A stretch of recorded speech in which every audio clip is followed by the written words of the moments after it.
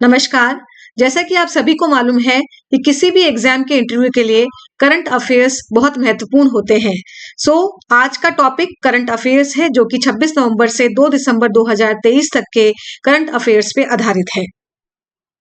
सबसे पहले 54वां भारतीय अंतर्राष्ट्रीय फिल्म महोत्सव IFFI 28 नवंबर 2023 को गोवा में संपन्न हुआ। ये 20 नवंबर से 28 नवंबर 2023 तक चला। हॉलीवुड अभिनेता और निर्माता माइकल डगलस को सत्यजीत रे लाइफ टाइम अचीवमेंट पुरस्कार मिला। गोवा के मुख्यमंत्री प्रमोद सावंत ने माइकल डगलस को यह पुरस्कार दिया। अब्बास अमीनी द्वारा निर्देशित एंडलेस बॉर्डर्स को सर्वश्रेष्ठ फिल्म या गोल्डन पिकॉक पुरस्कार मिला। एंथोनी चेन की फिल्म ड्रिफ्ट ने ICFT यूनेस्को गांधी पदक जीता। बेस्ट वेब सीरीज OTT का अवार्ड पंचायत सीजन 2 को दिया गया। वहीं ऋषभ शेट्टी द्वारा निर्देशित कन्नड़ फिल्म कंतारा को स्पेशल जूरी या सिल्वर पिकॉक अवार्ड मिला। हॉर्नबिल महोत्सव 1 से 10 दिसंबर 2023 तक नागा हेरिटेज विलेज किसामा में शुरू हुआ। हॉर्नबिल महोत्सव का 24वां संस्करण 1 दिसंबर 2023 को नागा हेरिटेज विलेज किसामा में शुरू हुआ। यह महोत्सव 10 दिनों तक चलता है और नागालैंड की विभिन्न जनजातियों के लिए उनकी संस्कृति, परंपराओं और समकालीन पहलुओं को प्रदर्शित करने के लिए एक मंच के रूप में कार्य करता है।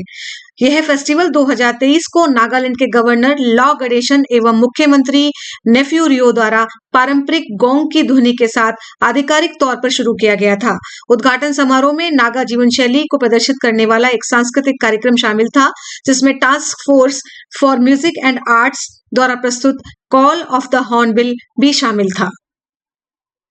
नेक्स्ट, COP 28 शिखर सम्मेलन 30 नवंबर से 12 दिसंबर 2023 तक दुबई में चल रहा है। जलवायु परिवर्तन पर संयुक्त राष्ट्र फ्रेमवर्क कन्वेंशन के लिए COP पार्टियों का सम्मेलन और कॉन्फ्रेंस ऑफ द पार्टीज का 28वां सत्र 30 नवंबर 2023 को दुबई में शुरू हुआ, जो 12 दिसंबर तक चलेगा।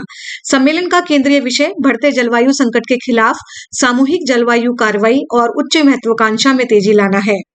प्रधानमंत्री नरेंद्र मोदी ने विश्व जलवायु कार्रवाई शिखर सम्मेलन, जिसे वर्ल्ड क्लाइमेट एक्शन समिट कहते हैं, में भाग लेने के लिए संयुक्त अरब अमीरात की 2 दिवसीय यात्रा की, जो COP 28 का उच्च स्तरीय खंड है। नेक्स्ट, बंगाल की दक्षिण पश्चिमी खाड़ी के ऊपर चक्रवात मिचोंग ने 4 दिसंबर को तमिलनाडु में दस्तक दी।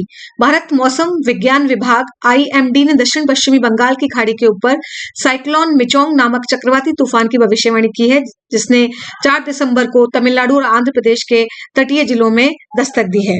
चक्रवात का नाम मिचोंग म्यांमार द्वारा प्रस्तावित किया गया था, जो लचीलेपन और दृढ़ता का प्रतीक है। इस साल हिंद महासागर में उठने वाला यह छठा और बंगाल की खाड़ी में बनने वाला चौथा चक्रवात है। उत्तराखंड में 17 दिनों तक चला बचाव अभियान सभी 41 श्रमिकों की सुरक्षित निकासी के साथ सफलतापूर्वक संपन्न हुआ। 12 नवंबर 2023 को निर्माण के दौरान भूस्खलन के कारण सिलकियारी सुरंग ढह गई थी, जिससे मजदूर अंदर फंस गए थे। ऑपरेशन के दौरान फंसे हुए श्रमिकों को समर्पित पाइपलाइनों के माध्यम से भोजन, ऑक्सीजन, संचार उपकरणों जैसे आवश्यक प्रावधानों की पूर्ति की गई।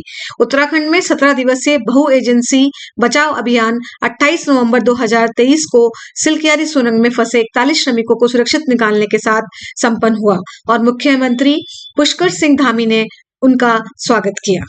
रक्षा मंत्री ने project 15B stealth guided missile विध्वंसक इम्फाल की शिखा का अनावरण किया। रक्षा मंत्री राजनाथ सिंह और मणिपुर के मुख्यमंत्री N बीरेन सिंह ने 28 नवंबर 2023 को नई दिल्ली में project 15B stealth guided missile विध्वंसक यार्ड 12706 इम्फाल के शिखर का अनावरण किया। शिखा डिजाइन में बाईं ओर कंगला पैलेस और दाईं ओर कंगलासा शामिल है। कंगला पैलेस मणिपुर में एक महत्वपूर्ण ऐतिहासिक और पुरातात्विक स्थल है, जबकि कंगलासा ड्रैगन के सिर और शेर के शरीर वाला एक पौराणिक प्राणी है, जो लोगों के रक्षक और मणिपुर के राज्य प्रतीक का प्रतिनिधित्व करता है।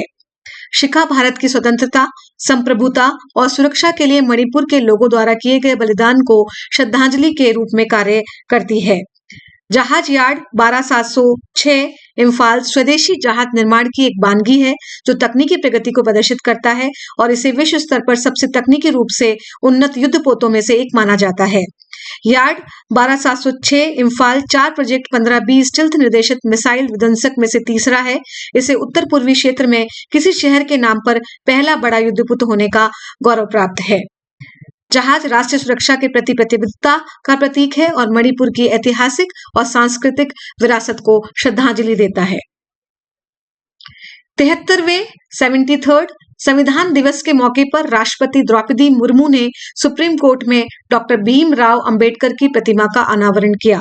भारतीय संविधान को अपनाने के उपलक्ष्य में 26 नवंबर 2023 को देश भर में संविधान दिवस मनाया गया।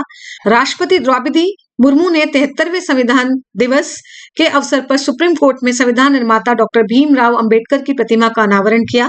भारत के मुख्य न्यायाधीश DY चंद्रचूड़ और सुप्रीम कोर्ट के अन्य न्यायाधीश इस अवसर पर उपस्थित थे। भारतीय संविधान को औपचारिक रूप से 26 नवंबर 1949, 26 नवंबर 1949 को संविधान सभा द्वारा अपनाया गया था और यह 26 जनवरी 1950 को लागू किया गया था और इसीलिए हम इसे जो है गणतंत्र दिवस के रूप में मनाते हैं। इस उत्सव का उद्देश्य नागरिकों के बीच संवैधानिक मूल्यों को बढ़ावा देना है। 2015 में सरकार ने इस दिन को संविधान दिवस के रूप में मनाने का फैसला किया। पीएम मोदी ने बेंगलुरु में स्वदेशी तेजस विमान से उड़ान भरी। मेक इन इंडिया को बढ़ावा देने के लिए आदरणीय प्रधानमंत्री श्री नरेंद्र मोदी जी ने 25 नवंबर 2023 को बेंगलुरु में स्वदेशी हल्के लड़ाकू विमान तेजस में उड़ान भरी। बेंगलुरु में हिंदुस्तान एरोनॉटिक्स लिमिटेड HAL का दौरा हल्के लड़ाकू विमान तेजस के उत्पादन की प्रगति की समीक्षा के लिए था, जिसके लिए भारतीय वायुसेना ने 83 विमानों का ऑर्डर दिया है। पॉल लिंच ने अपने उपन्यास प्रॉफिट सॉन्ग के लिए 2023 का बुकर पुरस्कार जीता। आयरिश लेखक पॉल लिंच ने अपने उपन्यास पैगंबर सॉन्ग और प्रॉफिट सॉन्ग के लिए 2023 का बुकर पुरस्कार जीता है। 26 नवंबर 2023 को लंदन में एक समारोह में इनको पुरस्कार दिया गया। प्रॉफिट सॉन्ग अधिनायकवादी शासन के तहत आयरलैंड की एक डायस्टोपियन दृष्टि प्रस्तुत करता है। लंदन में एक समारोह में भारतीय मूल की लेखिका चेतना मारू के पहले उपन्यास वेस्टर्न लेन को पीछे छोड़ते हुए पॉल लिंच ने अपने उपन्यास प्रॉफिट सॉन्ग के लिए 2023 का यह बुकर पुरस्कार जीता। अंत में thanks for watching this video. Please subscribe, like and share my YouTube channel, that is Barkha's Pet is Fair. Thanks a lot.